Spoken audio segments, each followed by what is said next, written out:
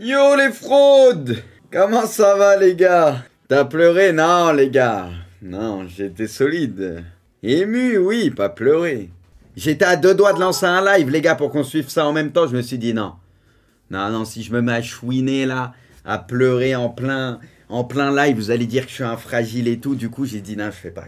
Mais ça m'a touché quand tu le vois arriver répleu et tout. J'avoue que, putain, tu touches pas à Messi, quoi. Moi, je vois Messi pleurer, j'avoue, j'ai le démon. Vous m'avez compris, tu vois, on doit pas le faire pleurer. C'est pas humain de faire pleurer Messi. Ça faisait de la peine. Et j'ai vu encore, il y en a, ils ont dit, oui, c'est fake, c'est machin. Les gens, ils sont complètement barjots. Il y a quoi de fake? Tu le vois qu'il n'y a pas de fake.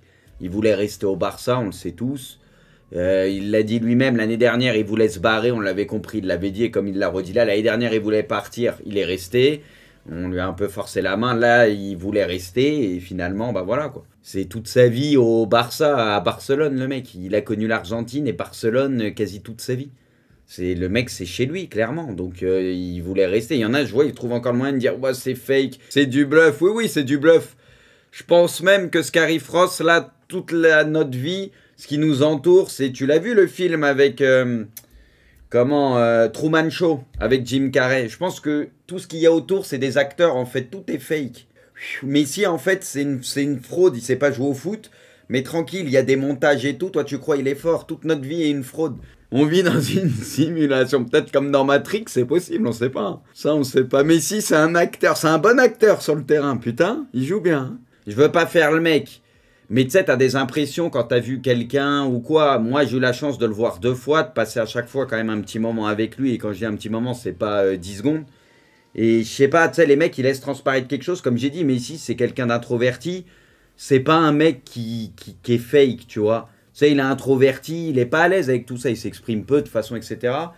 Pour moi, c'est vraiment pas un mec qui pourrait tricher à ce niveau-là, tu vois, en mode faire l'acteur pleurer. Je le vois absolument pas faire ça, tu vois. Bon, il a dit que cette année, il voulait rester au Barça et que pour lui, tout était bon, mais que finalement, bah, ça n'a pas pu se faire. Et il a dit, bah, il a confirmé de toute façon ce qu'on savait déjà, que l'année dernière, il voulait se barrer et que pour le coup, bah, ils l'ont bloqué avec son année en option. Parce que ça, c'est sorti sur Internet des mecs qui connaissent les règles, un peu les détails de la Liga. Alors... Je suis pas spécialiste, je reprends ce qui a été dit, les gars, mais vous avez dû voir passer ça aussi. Tu sais, il y en a, ils disent, oui, mais s'il aime tant le club et tout, pourquoi il signe pas gratuitement, il joue pour 0 €? Bon, déjà, c'est chelou de faire ça, mais admettons. Bah, les gars, en fait, de ce qui se dit, c'est pas possible. Même comme ça, ils auraient pas pu l'inscrire. Je vous explique le truc, les gars. Alors, en fait, je vous traduis le truc, mot pour mot. En fait, le ratio salaire-revenu du Barça est actuellement d'environ 115%. Même sans le salaire de Messi, avec Messi, s'ils avaient signé Messi dans les conditions qu'on connaît, ça aurait été à 115% en fait. En enlevant le salaire de Messi, ça aurait été à 95% et le plafond salarial de la Liga est fixé à 70%. Donc en fait, faut être à 70% et même en signant Messi en fait gratuitement, t'étais encore à 95%, donc ils n'auraient pas pu l'inscrire. Tellement ils sont à la rue en fait. Et donc, c'est ce qu'il dit, même si Messi jouait gratuitement, le Barça pouvait pas l'enregistrer. Et en fait, c'est pour ça que Depay, Agüero, etc., leurs nouvelles recrues, ils sont même pas encore inscrits. Officiellement, là, ils sont même pas encore inscrits pour la Liga, les gars. Donc, en vrai, c'est ça qui est ouf, c'est que tu te dis, Messi, s'il avait dit, oh, je joue gratuitement, même ça, ils auraient pas pu l'inscrire. Je sais pas si on se rend compte du truc. Un peu comme en NBA, mais différemment, tu sais, une sorte de salary cap, où j'ai lu un truc, je sais pas si c'est vrai. J'ai lu un truc où apparemment, en Liga, genre par exemple, si Messi, je vous dis une connerie, il avait dit, vas-y, vous me payez que 20% de mon salaire, bah en mode ça aurait pas été homologué par la Liga parce qu'ils auraient vu ça comme une douille et ça aurait pas passé. Vous voyez ce que je veux dire? En mode non, parce que Messi, ça doit être temps minimum. En fait, ce qui les nique beaucoup, c'est que là, Messi était en fin de contrat. Je sais pas si vous voyez la nuance. Là, Messi, il était chômeur, comme on dit, ce que tu veux, il avait plus de contrat, il était libre, complet. Si Messi, il avait prolongé avant la fin de son contrat, ça aurait changé la donne aussi à ce niveau-là. Ouais, voilà, là, c'est exactement, dans le cadre du truc, il est vu comme une nouvelle recrue et pas comme une prolongation, voilà, exactement, parce qu'il appartenait plus au club légalement. Bah, c'est la faute à la mauvaise gestion du Barça, oui. Bah oui, c'est à cause du Barça. Enfin, là pour moi, c'est un enchaînement de choses qui t'amènent là. Si le club avait été bien géré ces dernières années, t'en serais pas arrivé là. Donc oui, c'est à cause du Barça. Tu penses qu'il peut revenir au Barça après le PSG? Non, non. Bah, s'il revient au Barça, comme il l'a dit... Ça serait en tant que, tu sais, il aurait un rôle au sein du club, mais pas en tant que joueur. Moi, je le vois pas revenir en tant que joueur, non, c'est fini. Ce qui serait beau pour que la boucle soit bouclée, c'est qu'il finisse dans son club en Argentine, tu vois. Franchement, moi, ça serait la fin, je trouve, parfaite pour lui. C'est qu'une fois que bah, il est sur le déclin ou ce que tu veux, qu'il a fait ses années à Paris, machin, qu'il fasse une dernière piche peut-être en Argentine. Ça serait magnifique. Et après, il retourne vivre à Barcelone peut-être et il prend une fonction au club, tu vois. Ça, je pense, ça serait parfait. Comme ça, il aura fait rêver tout le monde et puis voilà. Merci, Bocazzo, re-bienvenue. Il dit, je me réabonne pour te réconforter, mon soeur. Mais moi, il n'y a pas à me réconforter, les gars. Je voulais qu'il parte du Barça, honnêtement. Et le Barça, je respecte ce club, tu vois. Comme je dis, ils ont une philosophie de jeu à la base, quelque chose qui me parle, que j'adore, tu vois. Donc moi, le Barça, c'est un club que j'aime bien. Mais honnêtement, moi, je voulais voir Messi quitter le Barça. Et déjà l'année dernière. Ça fait déjà 2-3 ans qu'on en parle, où je vous le disais, j'aimerais voir Messi ailleurs. Après, c'est juste la sortie qui fait un peu de la peine. La manière dont ça s'est passé, c'est plus ça qui est dommage. Tu vois, ce qui aurait été beau, c'est qu'il y ait une vraie sortie, que ça parte pas en couille comme ça, et qu'il y ait des adieux au Camp Nou, devant la foule, tout le monde, un stade plein. Et là, c'était parfait. Je pense que ça, ils vont le faire. À un moment, il va revenir et tu vois une sorte d'avant-match ou quoi. Ça, il va y avoir, c'est sûr. Parce que il peut pas partir comme ça. Mais il aurait mérité une fin incroyable, une ovation de ouf. Et là, c'était parfait. Moi, vous connaissez ma réponse. Objectivement, est-ce que pour vous, c'est le joueur le plus marquant dans un club de l'histoire? Ça va, vous êtes beaucoup de oui. C'est vrai qu'il y a eu des joueurs qui ont marqué des clubs. Maintenant, c'est de plus en plus rare de rester dans un club très longtemps, mais bon, t'as Ramos, il est resté quand même très très longtemps au Real, et regarde tout ce qu'il a gagné, je trouve c'est incroyable. Bon, Cristiano, lui, tu peux pas en parler parce que, tu sais, lui, il a fait plusieurs clubs, même si à chaque fois qu'il passe dans un club, le temps qu'il reste, il fait un carnage, mais je veux dire, il n'est pas resté 15 ans dans le même club ou quoi, vous voyez ce que je veux dire? Après, tu as les Espagnols. En vrai, ça tourne beaucoup entre les Espagnols. Tu vois, les Xavi, les Iniesta, tous ces mecs-là, Ramos.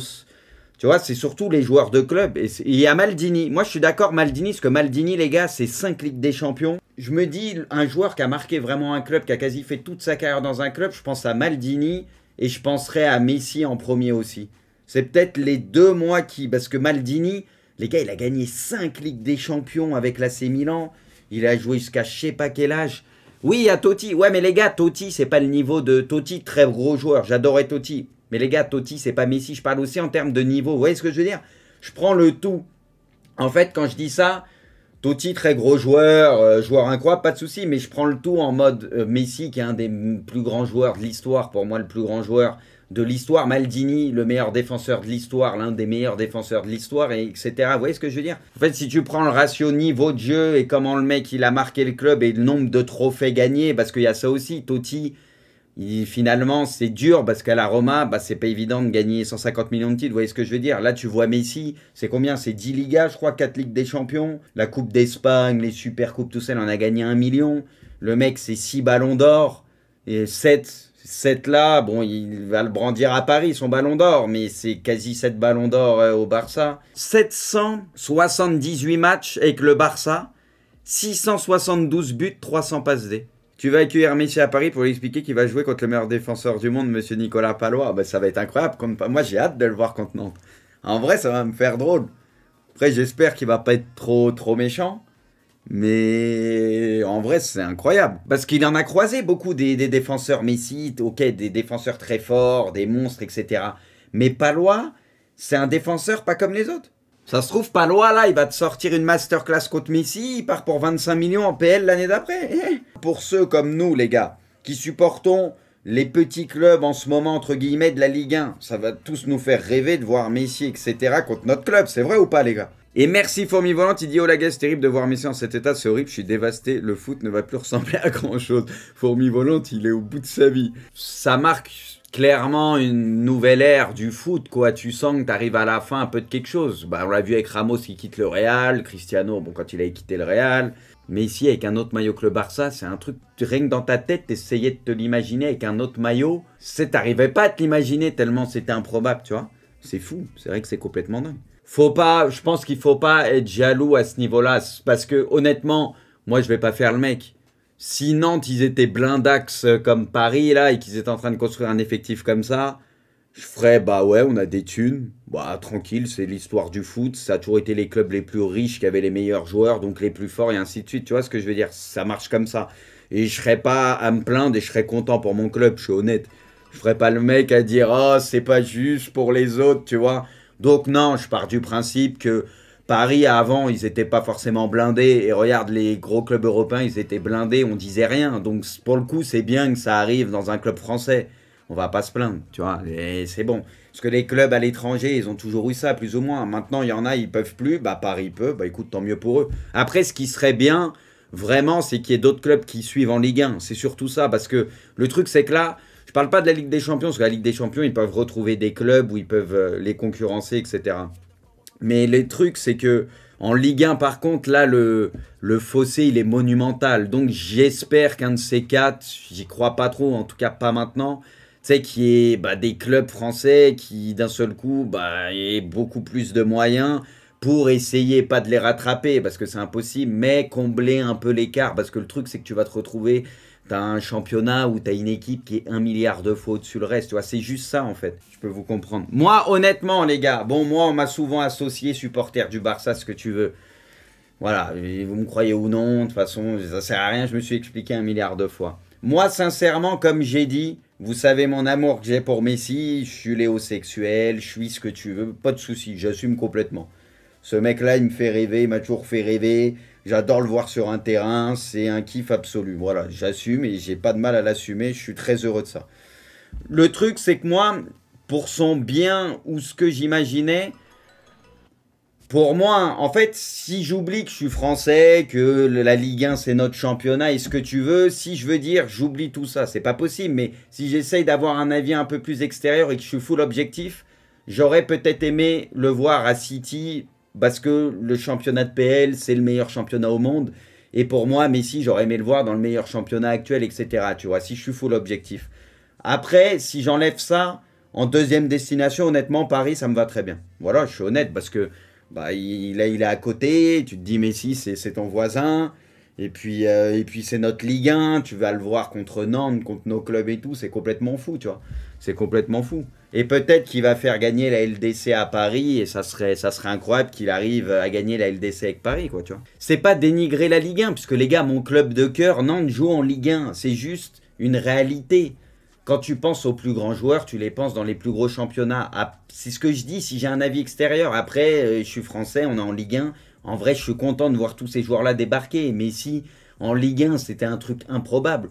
Enfin, je veux dire, c'est inimaginable. J'ai même pas percuté encore. Je vais percuter quand je vais le voir jouer vraiment son premier match et tout. De la vérité, j'arrive même pas à réaliser. Parce que c'est ce que je disais la dernière fois. Quand tu voyais Ibra, Thiago Silva, déjà tu te disais, ah ouais, c'est quand même vénère. Enfin, ça commence à être pas mal. Neymar, pour moi, c'était impossible. Mais là, t'as Messi, enfin, c'est le meilleur joueur de l'histoire pour moi. Et pour vous, enfin, c'est un truc de ouf. C'est magnifique. Ben là, les supporters parisiens, les gars, kiffez, mais c'est incroyable. Vous avez, même moi qui suis pas pour Paris à la base, je me considère comme chanceux que Messi soit dans notre championnat et qu'on va le voir jouer contre nos équipes et tout. Et même moi, je me considère comme chanceux, mais vous, c'est un autre monde. Enfin, les mecs, vous connaissez mon amour pour Messi. Laisse tomber. Là si j'étais supporter parisien, j'arriverais pas à dormir. Mais ça serait le plus beau jour de ma vie. Et vous le savez que je dis vrai. Et vous le savez, il y avait, je dis pas tout le monde. Il y avait des supporters parisiens il y a un an quand il était proche de partir que ça en parlait. Il y a plein de supporters parisiens et je m'en rappelle. Enfin, pas plein, mais il y en avait qui étaient contre sa venue. Qui disaient, oh non, c'est fini, Messi, machin. Et là, petit à petit, même au début, j'en voyais commencer à parler, oh, c'est pas forcément une bonne chose. Là, tout le monde a retourné sa veste. Il n'y en a plus un qui dit du mal, il n'y en a plus un, c'est, oh, Messi, oh, plus beau jour de ma vie, oh, machin. Je suis sûr que tu remontes les comptes Twitter de certains, il y a un an ou quoi, oh, vas-y, Messi, j'en veux pas, c'est n'importe quoi. Et là, oh, plus beau jour de ma vie, oh, j'ai commandé le maillot, oh, je vais l'attendre à l'aéroport, oh, ceci. Ça, par contre, c'est incroyable. Non, mais les gars, ça, c'est incroyable, c'est insupportable. Et par contre, ce qui est bien, c'est que tous ceux qui me traitaient de léosexuel à chaque fois et tout, il y en a là, ils vont plus pouvoir me tailler maintenant parce qu'il arrive dans leur club. Il est sur le déclin déjà. Oui, bah, là, il est nul là. Quand t'es ballon d'or, ça veut dire que t'es fini de topipo là. Puis là, les gars, il va aussi y avoir les gens qui vont vouloir le descendre juste parce que maintenant il a signé à Paris. Je pense qu'il y en a, ils avaient rien contre Messi spécialement.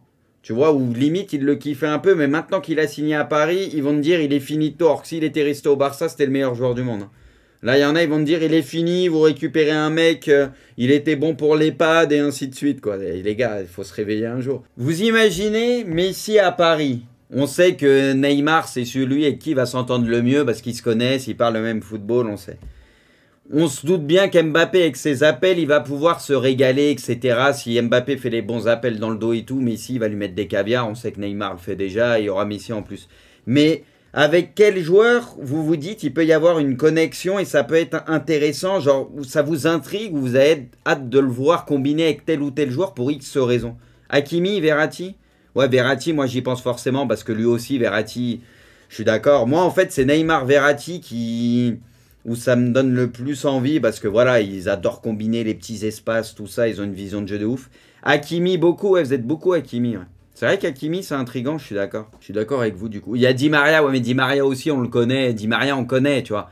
Je parle vraiment des connexions qu'on n'a jamais vues. Di Maria, on le voit avec l'Argentine et tout, on connaît. C'est vrai que Mbappé, on sait l'ego qu'il a et tout, donc peut-être de perdre un peu de lumière comme ça, parce que bon, déjà, t'as Neymar quand même dans le club qui prend de la lumière, mais Mbappé en prenait beaucoup ces derniers temps, mais c'est vrai que le fait qu'il y ait Messi, bah forcément, voilà. Mais je pense que si vraiment Mbappé, il se met en tête de vouloir combiner, de jouer simple, de faire les appels qu'il faut, etc., ça peut être l'un des gagnants dans l'histoire, je pense. Des fois, je trouve qu'il se perd un peu à vouloir faire le jeu, etc. Pour moi, c'est pas ça sa grande qualité. Il a des joueurs à Paris maintenant capables de le faire bien mieux que lui. Et donc, c'est à lui, pour moi, de se consacrer plus sur le front de l'attaque, à faire ses appels dans le dos de la défense en diagonale et tout. S'il fait ça, il va s'amuser. Parce que tu as déjà des Verratti qui peuvent organiser le jeu plus bas. Là, tu avais Neymar. Là, tu auras Messi, etc. Donc, pour moi, faut qu'il mette un peu son ego de ce côté. Faut pas qu'il essaye de faire du Neymar, du Messi, à vouloir organiser le jeu. Qu'il le fasse des fois, qu'il décroche un peu, pas de souci. Mais je pense vraiment qu'il faut qu'il se mette ça en tête et qu'il se dise, j'ai des tueurs en termes de vision de jeu et qualité de passe. Je me concentre à faire mes appels de balles, etc. Et forcément, il va se régaler. Faut qu'il se mette ça en tête et il se régalera. Après, sur la répartition entre Messi et Neymar, déjà, on en parlait la dernière fois sur les coups francs. Je pense que Messi tu vas tirer les coups francs axe droit et axe parce que c'est un meilleur tireur de coups francs encore que Neymar, même s'il est bon. Et il en laissera à Neymar quand c'est un peu plus côté gauche. Sur les pénaltys, pour moi, c'est à Neymar de les tirer plus que Messi, par exemple, parce que Neymar, pour moi, c'est un meilleur tireur de pénalty. C'est un des petits défauts de Messi, c'est que des fois, il en rate. Donc moi, je laisserai Neymar tirer les pénaltys, qui pour moi est un des meilleurs au monde. Il y a aussi Ramos qui les tire très bien, etc. Donc, vu que les mecs sont potes, etc., la répartition, elle va se faire de manière logique. Je m'en fais pas pour ça. Mbappé reste pas. Je pense qu'il va rester Mbappé. Pour moi, c'est pas dans son intérêt qu'il parte au Real maintenant, vu que le Real, bah, ça va pas très bien. Voilà, moi, comme je disais, je serais lui, et je pense que bon, il est pas con. Il va rester encore un peu au PSG, et si à un moment, il y a un meilleur timing pour partir, il partira. Et merci à Angels, il dit salut Bruce. Par contre, au PSG qui va défendre avec Messi, Neymar, Mbappé, il faudra un milieu très costaud après la hype, ça va être le débat. C'est ça, je suis d'accord avec toi Angels. Là, il y a le côté euphorie où tout le monde se dit oh, c'est incroyable et tout, et ce qui est normal. Et après, il y a la réalité du terrain, oui. C'est sûr que on sait que Messi, il défend pas, quasi pas, on le sait. On a vu Mbappé, il était capable de le faire un peu plus. On l'a vu dans des matchs de LDC, des trucs où voilà, on sait qu'il peut le faire. Après, est-ce qu'il voudra le faire souvent? C'est ça la question. Mais je suis d'accord avec toi, Neymar et Mbappé devront peut-être en faire un peu plus défensivement. Sinon, au niveau équilibre, ça sera plus compliqué. Après, je pense que de toute façon, c'est une équipe, vu le profil des joueurs et les joueurs qu'ils ont, c'est une équipe qui sera incroyable balle au pied. Voilà, quand ils auront le ballon, ils seront très forts. Et parfois, bah, quand ils n'auront pas le ballon, c'est sûr qu'il y aura un petit déséquilibre par moment, on va pas se mentir. Donc voilà, ça sera à eux de bien utiliser le ballon, de ne pas le perdre bêtement, de ne pas se faire punir bêtement, de ne pas faire d'erreurs bêtes aussi, tu sais, genre des pertes de ballon idiotes au milieu de terrain, ce genre de choses. Mais vu qu'ils ont des joueurs techniques, ultra techniques quasi partout, bah tu sais que c'est possible justement de faire peu d'erreurs. Donc ça sera à eux d'être vigilants là-dessus. Voilà. C'est comme le Barça ou même City. Bon, City est plus capable de le faire maintenant, mais tu sais, les équipes joueuses ou qui ont beaucoup de joueurs de ballon, c'est des équipes, elles sont faites pour avoir le ballon. C'est pas des équipes qui sont faites pour subir, tu vois. Et Paris, bah, ça sera ça. Parce que là, on se pose des questions, et c'est naturel. Pour Paris, oui, il faudra défendre ceci, cela, mais mettez-vous à la place des équipes en face. Parce que eux aussi, ça va être un mal de crâne. Eux, ils n'auront pas le droit à l'erreur non plus. C'est ça aussi qu'il faut se dire. C'est qu'en face, tu te dis la moindre erreur avec ces joueurs-là, bah, tu te feras punir direct aussi. Tu te rends compte le casse-tête. Paris, de toute façon, ils pourront évoluer à 4 derrière. Mais honnêtement, vu la configuration et le profil des joueurs, moi, perso, je les vois bien jouer à 3 derrière. Avec Ramos, Marquinhos, Kipembe. C'est peut-être pas anodin qu'il y ait cette rumeur Koulibaly, etc. Tu vois, ils veulent peut-être jouer à 3 derrière et donc avoir des postes doublés avec des bons défenseurs derrière en cas de pépin physique. Parce que pour moi, comme j'ai dit, Hakimi, on le sait tous qu'il est meilleur en contre-attaquant. Tu vois, en piston, il est très fort.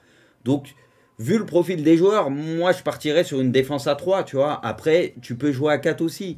Voilà, tu peux jouer de différentes manières.